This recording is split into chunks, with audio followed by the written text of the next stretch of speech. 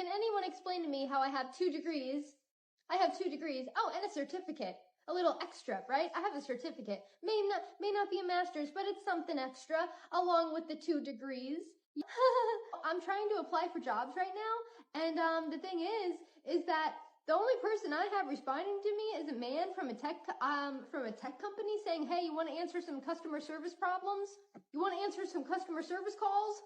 No, Bart, I don't want to answer your calls. No offense, but I'm a little more qualified than to just to be sitting around answering your customer service calls, Bart. I'm sorry, but Bart is the only one who's responding to me.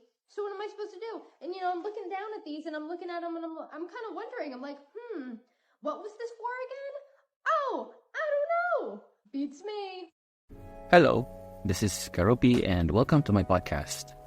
So earlier, you've heard the rant of this woman, and she's ranting about this not getting a job despite of having 2 degrees. No, she also had a certificate, and she's ranting because she can't get the job that she wants. Same time, she feels humiliated, perhaps, or discouraged then at the same time, because on the last part, she mentioned that there's only one company. It's a tech company and offering a job, call center job. And feeling niya hindi siya fit for that role or job because, nga, she had 2 degrees, no? Meron siyang dalawang course na natapos. So, para naman sa akin, deserve niya yun. Charay. Well, I've been on that position ko naman kasi, okay, before we start dun sa, chika natin. So, I'm not sure if that rant is really a legit rant, parang it's really happening to her, or it could be just an artistic form of speech. Parang she's like parroting what is happening in the society, or for some people na ganun yung thinking about life and stuff like that. It could be na para it's just a cloud chasing-ish post, pero hindi naman talaga nangyari sa kanya. It could be na hindi naman totoo na, or it could be also na totoo pero she's not really thinking that way. So just to clear na it could be na maaaring hindi siya yun, maaaring hindi gayon thinking, kasi baka masabi niya na, or just to make a disclaimer or whatever, na that one may not be a true rant. It could be, it could be just a form of speech or an art of, telling the feelings of these kind of people na, because it's a reality naman. Meron, totoo din naman talaga na, especially once you graduate for something. So parang siguro yung post na yun is some people, someone, ganyan, na ganun yung nangyari. Instead of these people telling their reality, sila yung nagre-represent, ganon. So it could be na yung girl na narinig natin kanina was just portraying or representing. Now, let's go back na sa personal opinion about it. Char, of course. Siyempre, podcast ko to. So, personal opinion pa lang. Kung meron bang opinion din, feel free to drop sa comment section or sa section sa ibaba kung meron kayong opinion. Anyway, so balik na sa ating opinion, sa ating unsolicited opinion. Char. When I graduated of IT, or Bachelor of Science in Information Technology, I'm not sure if that degree still exists right now, kasi parang na-dissect na ang IT and meron ng specific bachelor's degree for every area sa IT. Hindi na tulad ng dati na yun just IT and that's it. Bachelor's degree inside IT. Anyway, back to me. back to my story. So yung pagka-graduate ko ng IT, ang una kong talaga inisip is I want to work as an IT professional. So, ayun, intern pa ako noon ng mga 6 months. Tapos yung internship pa naman, doon na sa local area namin, gumagawa ng website kasi yung parang naging focus when I was studying. Yun yung uso nung time na yun Uso kasi yun yung parang pag-boom down Facebook, mga ganyan. So parang everyone is aware na of this website, stuff like that. So parang naging common na siya. So parang sikat siya. Unlike right now, as of this recording, na parang uso yung mobile application. So probably ang mga tinuturo ngayon is about mobile applications. No? But dati, it's about grading website. So I have to look for another job, and in a place where probably there are a lot of opportunities for it. And then most of the companies na ina-apply ko talaga are really for IT, kanon. At ano tayo sa field na yun, hindi tayo masyadong pumapasa. Parang na sa mga second interview lang.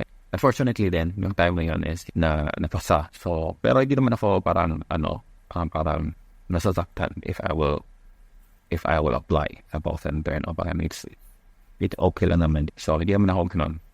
Okay naman na masakit ang job. It's just that, siyempre, yung target ko dati talaga is kasi yun na naisip ko na doon talaga ako sa IT field kung saan ano pa yung skills ko, diba? Few years ago din, this kind of parang conversation na dito kasi sa Philippines ay yung pagiging call center is totally fine. Hindi siya big deal. Diba? It's actually a booming industry. If dati, yung panahon, no time na yun, pag call center ka, parang angat ka, parang ganon. Pinaparam, no, kahit karinderian. They have this one, and then parang naging bakit daw, or meme, or parang a discussion din kung bakit daw nag-i-English yung mga call centers kahit nasa labas sila ng broad. No? So parang may ganong issue din dati. And though I understand naman, no, in that part, nung part na yun, kasi kasama din yan sa training eh. Hindi ako naka ng call center, hindi ako nakatapak or I have friends naman. I understand na iba-practice mo. So parang ganon din, parang tinuturuan sila ng practice even daw outside, ganyan. Pero obviously naman yung iba na even if yun nga, sinasabi na mag-practice kahit sa labas, may English kayo, you have to speak in English, then you also have this English-only policy, parang siguro na nadadala nila sa labas, ganyan. Pero ang iba din, alam naman natin, may mararamdaman mo rin naman na parang they are really trying to boost or pagiging boastful, ganun. Hindi boast pala. B-O-A-S-T. Kasi yun nga, parang, kasi mas malaki na sahod pag isa kang call center. Unlike other local na regular pay, yun lang.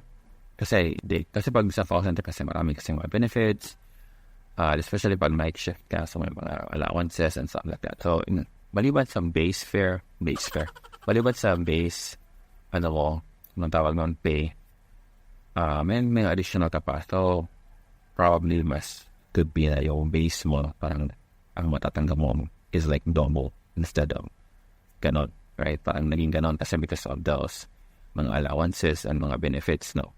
So, yun nga, yung ibang mga, you can feel din naman that they are, trying something like that. Yung parang humble. They're trying to humble. Especially yung mga nasa lang, karinderiya, nasa mga Jollibee, parang gano'n, parang di, na din. Yun nga, nung malaki yung now, so na lang, para wala na naman, siguro tuto din sila. So, balik tayo sa ating topic, no? So, it's natural din naman. May mga tao din naman talaga na, may think of themselves highly, no? Malaki yung expectation nila sa sarili nila, and they cannot take it, and parang they have to go down, parang they cannot take the reality na they have sometimes to start from the lower level before they can go up. So, may mga taong ganun, especially if probably yung environment na kinasanayan is privileged. So, parang pag nasampal ka ng realidad na hindi naman all the time is you have the privilege. Or medyo ka, di ba? Magaganon. Kakaroon, mag-rant ka or meron kang reaction talaga ng negative, no? Unlike siguro yung sinasabi nila sa mga mahirap, sa mga mahihirap na the mahirap people are very lucky in terms of handling situations because they are flexible. Parang they've been to the lower side of their life or lower part of their lives, and then if they will go up, it's okay. If they will go down, becomes okay. Parang they've been there naman, so it's not a big deal. Versus if you are, parang ganon. So parang ganon yung nangyari sa kanya since yung girl naman is nasa Western world. So yun yung niya. Work is ang reality is hindi naman all about your certificates and kung saan ka natapos. At the end of the day, kung ano yung magiging mo, right? Anong tawag doon? Anong may lalagay mo sa table? But you can put on a table, di ba? So, of course, kung bago pa lang, certificates lang yung lalagay mo sa table mo. So, hindi yun. O hindi, kasi company. So, kung magsasabi sana na ako na, kung we're going to look at it in a way na if we are all hunters here, dapat may nalagay kang meat doon sa ibaba ng table kasi that's what we're going to eat. Tapos ang lalagyan mo lang is certificate or nila yung piece of paper, right?